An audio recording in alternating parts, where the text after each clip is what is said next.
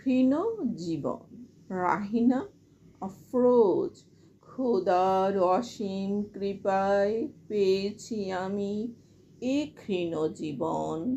দু চোখ অশ্রুসিক্ত হয় যখন ভাবি ছাড়তে হবে এ ভুবন।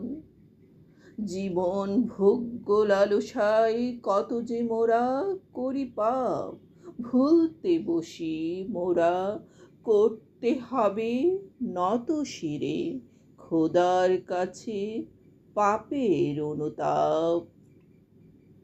কত যে নামাজ হয়তোবা রয়ে গেছে কাজা, সালা তসবি উমরি কাজা নামাজ কমাতে পারে এর সাজা।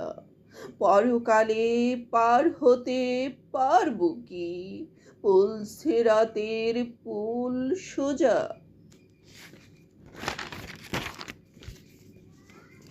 জাকাত হজ কমাতে পারবে মোদের পাপের বোঝা। যে কোনো মুহূর্তে আজরাইল আলাইহিসসালাম করতে পারে মোদের জীবন হরণ। সর্বদা মোদের খোদাকে তাই করতে হবে স্মরণ। দেহটা যখন মোদের হবে সাদা কাফনের কাপড়ে সজ্জিত, তখন আর লাভ হবে না হয়ে খোদার কাছে লজ্জিত।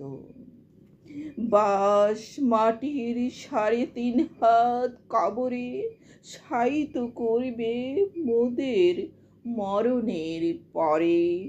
স্বজন সম্পদ কেউ যাবে না সঙ্গে মোদের ছোট্ট সেই ঘরে।